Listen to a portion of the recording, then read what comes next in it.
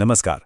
पिछली बार याद है हमने बात की थी संविधान के पार्ट 3 की, मतलब हमारे फंडामेंटल राइट्स की। पर एक सवाल उठता है, क्या संविधान सिर्फ हमें मतलब नागरिकों को ही अधिकार देता है, सरकार के लिए कुछ नहीं? अरे बिल्कुल कहता है। और यहीं पर आता है संविधान का पार्ट 4। ये वो हिस्सा है जो हक की नहीं, फर्ज की बात करता है, सरकार के फर्ज की, उसके धर्म की। तो फिर पार्ट 3 और पार्ट 4 में आखिर फर्क क्या है? देखिए, इसे ऐसे समझिए। पार्ट 3 जो हमारे मौलिक अधिकार हैं, वो हमारे लिए एक शील्ड की तरह हैं, एक सुरक्षा कवच। मतलब सरकार भी हमसे ये नहीं छीन सकती। और पार्ट 4 वो सरकार के लिए एक कंपस की तरह है, एक गाइड जो उसे रास्ता दिखाता है कि देश को किस दिशा में ले जाना है, उसे कैसा बनाना है। तो एक है हमारी ढाल और दूसरा है सरकार का दिशा निर्देश। तो चलिए शुरू करते हैं और सबसे पहले ये समझते हैं कि आखिर ये डायरेक्टिव प्रिंसिपल्स हैं क्या और क्यों ये इतने जरूरी माने जाते हैं। अच्छा, तो बिल्कुल सीधी सादी भाषा में कहें तो directive principles of state policy ये असल में सरकार के लिए गाइडलाइंस है, चाहे वो केंद्र सरकार हो या राज्य सरकार। मतलब जब भी कोई नया कानून बनेगा, कोई नई पॉलिसी आएगी, तो ये उम्मीद की जाती है कि सरकार इन प्रिंसिपल्स को, इन सिद्धांतों को दिमाग में रखेगी। और हाँ, एक मजेदार बात, ये आइडिया हमने आयरलैंड के संविधान से लिया है। लेकिन यहाँ एक बहुत ही जरूरी बात है, और वो ये है कि आप इन सिद्धांतों को लागू करवाने के लिए कोर्ट नहीं जा सकते। जी हाँ, ये लीगली एनफोर्सेबल नहीं है। अब सवाल उठता है कि ऐसा क्यों? देखिए, हमारे संविधान बनाने वाले जानते थे कि आज़ादी के ठीक बाद देश के पास इतने रिसोर्सेज नहीं होंगे कि इन सारे महान आदर्शों को एक झटके में लागू कर दिया जाए। इसीलिए उन्होंने इसे कानूनी मजबूरी नहीं, बल्कि एक नैतिक जिम्मेदारी बनाया। तो फिर सवाल यह है कि अगर ये लीगली बाइंडिंग नहीं है, तो इनका फायदा क्या है, इनका महत्व क्या है? इसे एक बहुत अच्छे उदाहरण से समझते हैं। सोचिए, ये कोई कानूनी हुक्म नहीं है कि अगर नहीं माना तो सजा हो जाएगी। नहीं, ये एक उम्मीद है।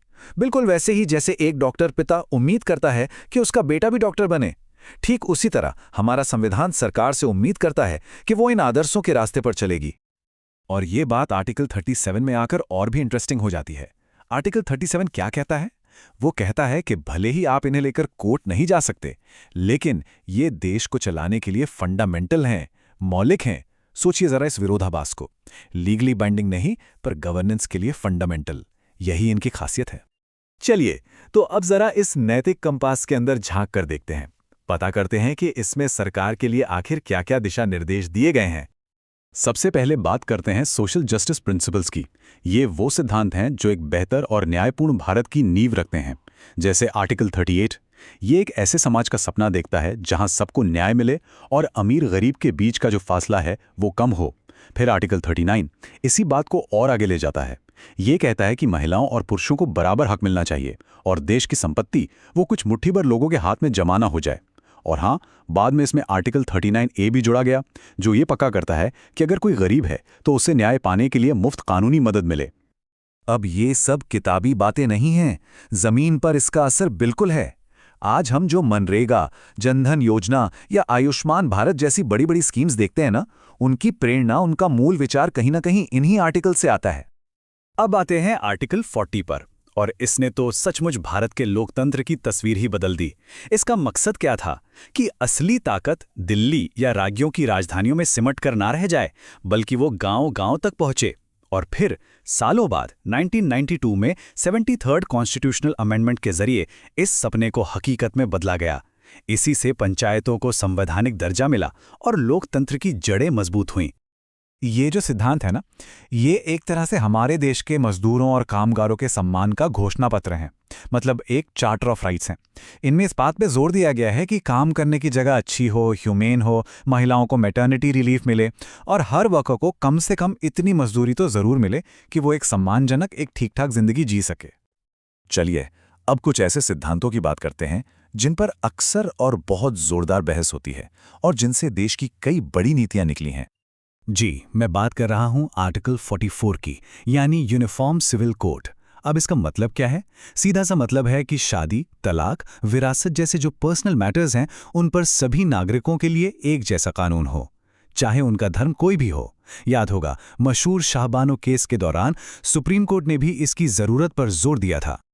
आर्टिकल 45 की कहानी तो सच में बहुत दिलचस्प है। सोचिए, शुरू में इसका लक्ष्य था 14 साल तक के सभी बच्चों को मुफ्त शिक्षा देना।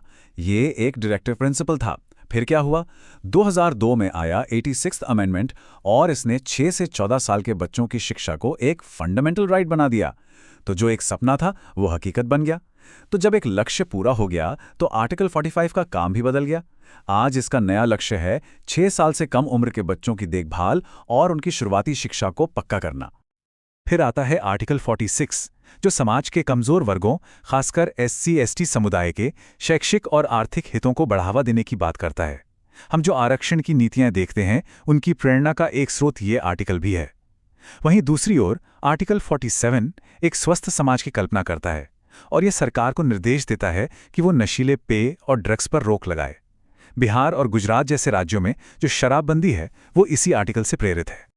और आखिर के ये आर्टिकल्स दिखाते हैं कि हमारे संविधान निर्माताओं की सोच कितनी दूर की और कितनी विशाल थी। इसमें खेती को मॉडर्न बनाने से लेकर पर्यावरण की रक्षा करने तक की बात है। ऐतिहासिक इमारतों को बचाने, न्यायपालिका को कार्यपालिका से अलग रखने और तो और दुनिया में शांति को बढ़ावा देने तक की बात की गई है। तो हमने लगभग सारे जरूरी सिद्धांत देख लिए, पर अब आता है सबसे बड़ा सवाल, एक ऐसा सवाल जो दशकों तक बहस का केंद्र रहा। अगर कभी किसी नागरिक के फंडामेंटल राइट और सरकार के डायरेक्टिव प्रिंसिपल में टकराव हो जाए तो जीतेगा कौन? ज्यादा महत्वपूर्ण किसे माना जाएगा? इस सवाल का जवाब हमें मिलता है सुप्रीम कोर्ट के फैसलों में। और मजे की बात यह है कि ये जवाब भी वक्त के साथ साथ बदला है। देखिए, शुरुआत में 1951 में कोर्ट का मानना था कि फंडामेंटल राइट्स ऊपर हैं, वो सर्वोच्च हैं। लेकिन फिर धीरे धीरे सोच बदली। 1973 का ऐतिहासिक केशवनन भारती केस आया, जिसमें पहली बार एक संतुलन की जरूरत पर जोर दिया गया। और आखिरकार 1980 के मिनर्वा मिल्स केस में ये तस्वीर पूरी तरह साफ हो गई। और उस केस में कोर्ट ने क्या कहा? कोर्ट ने कहा कि फंडामेंटल राइट्स और डायरेक्टिव प्रिंसिपल्स दोनों बराबर जरूरी हैं, कोई किसी से बड़ा या छोटा नहीं।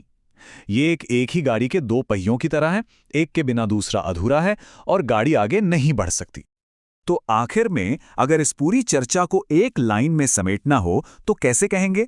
हम कह सकते हैं कि संविधान का पार्ट 3 एक नागरिक के तौर पर हमारा हक है, हमारा दावा है, और पार्ट 4 एक सरकार के तौर पर उसका धर्म है, उसकी सबसे बड़ी नैतिक जिम्मेदारी है।